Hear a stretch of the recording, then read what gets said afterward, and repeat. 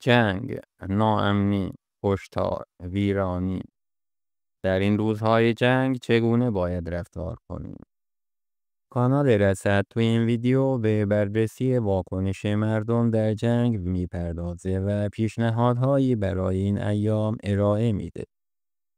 با مرور تاریخ شفاهی معاصر ایران میشنویم که آخرین اشغال کل ایران توسط دشمن مربوط به جنگ دوم جهانی، یعنی حدود 80 سال پیش بوده است. در جنگ جهانی دوم ارتش‌های روس و انگلیس ایران رو اشغال کردند. ولی پس از اون نفوذ دشمن در خاک ایران محدود به چند شهر بوده است. مدتی بعد نیز دشمن بیرون رانده شده. هر دشمنی دیر یا زود از خاک ایران بیرون رانده خواهد شد و کشور دوباره در صلح خواهد بود. اما ببینیم دشمن چه صدمه‌ای به کشور میزنه. کشتار نفوس، ویران کردن تأسیسات و آبادانی‌ها، مسدود شدن ترانزیت کالاها و اختلال در واردات و صادرات و سایر خسارت‌ها.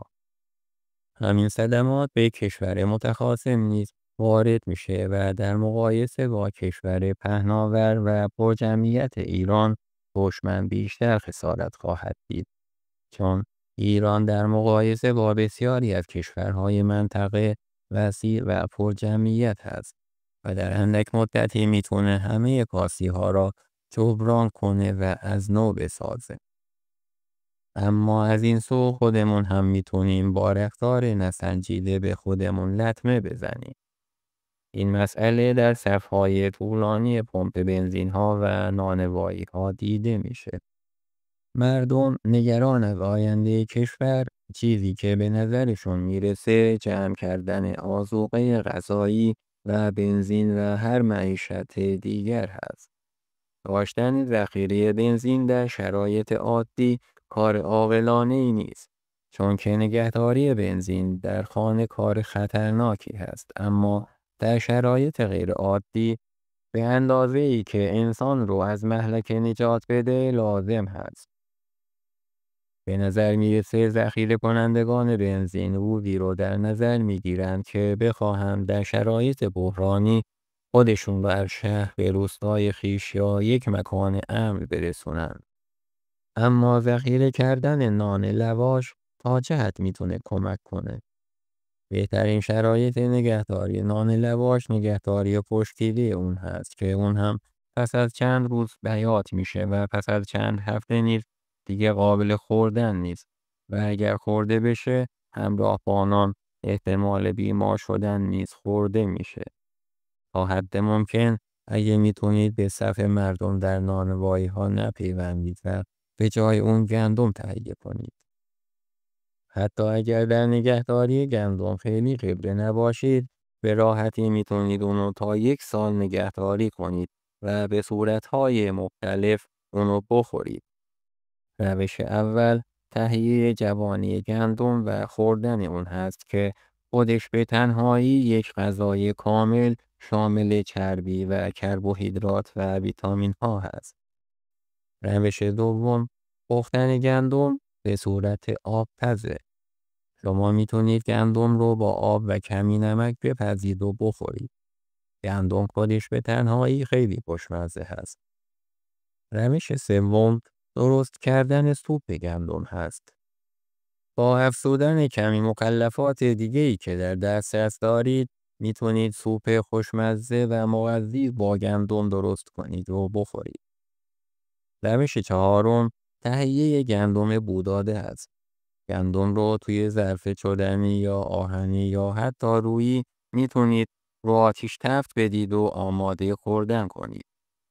در روش پنجم میتونید در کمبود حداقل امکانات گندم رو تو آب بخیزونید و خیس خورده گندم رو بخورید.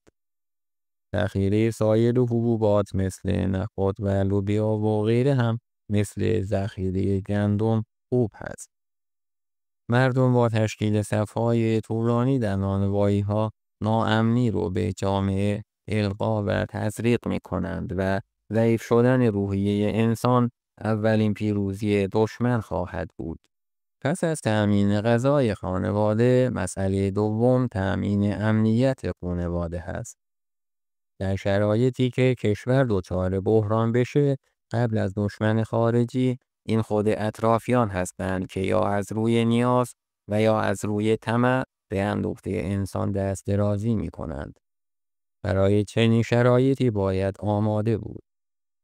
داشتن اسلحه شکاری دارای مجوز قانونی همیشه خوب هست، به خصوص برای این شرایط. پس از اون باید اسلحه سرد هم فراهم باشه. داشتن کلکسیونی از چاقوها و ساطور و تبر و به خصوص نیزه برای استفاده در مواقع مقتضی مفید هست.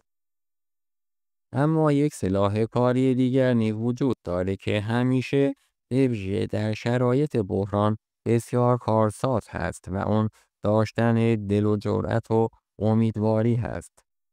در شرایط ترس و استرس، مصرف غذای انسان بیشتر میشه و انواع بیماری ها سلامتی انسان رو تهدید می کنند. اما در شرایط جرأت و امید، رهایی از هر مهلکه‌ای امکان پذیر هست. شاید آزمایش غیر انسانی تست مقاومت موش‌ها در مقابل غرق شدن رو شنیده باشید. حدود 70 سال پیش یه بابایی به اسم کرت ریکتر یه آزمایش غیر انسانی ولی جالبی رو موش‌ها انجام داد. اون تعدادی موش خانگی داخل یه سطل آب انداخت. موش‌ها نمیتونستند از سطل بیرون بیان. فقط با شنا کردن مداوم میتونستند خودشون از غرق شدن نجات بدن. موش‌ها به طور متوسط پس از حدود 10 دقیقه غرق میشدند و نهایتاً تا 17 دقیقه میتونستند شنا کنند و بعد غرق میشدند. در مرحله بعدی آزمایش، کرت تعدادی موش به سطل آب انداخت. اما این بار وقتی موش‌ها پس از حدود 15 دقیقه غرق می شدند، کرت اونها رو از ته سطل می گرفت و بیرون می آورد و نجات می داد. موش‌ها جون گرفتند و غذا خوردند و وقتی حسابی ریکاوری شدند، کرت اونها رو دوباره به آب انداخت. مقاومت موش‌ها این بار حیرت آور بود. اونها تونستند به جای 15 دقیقه ساعت‌ها تو آب شنا کنند. چون این تجربه را داشتند که بالاخره یک دست اونها رو نجات میده. این بار موش‌ها به سلاح امید مجهز شده بودند. کلاً جو صفای پمپ بنزین ها و نانوایی ها و سایر تجمع ها و حتی تا حدودی جو فضای مجازی جو یأس و ناامیدی هست.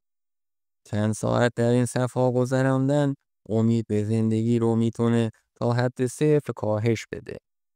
اما شما عزیزان میتونید با دلی پر امید این روزها رو به راحتی پشت سر بگذارید. به امید فردایی بهتر.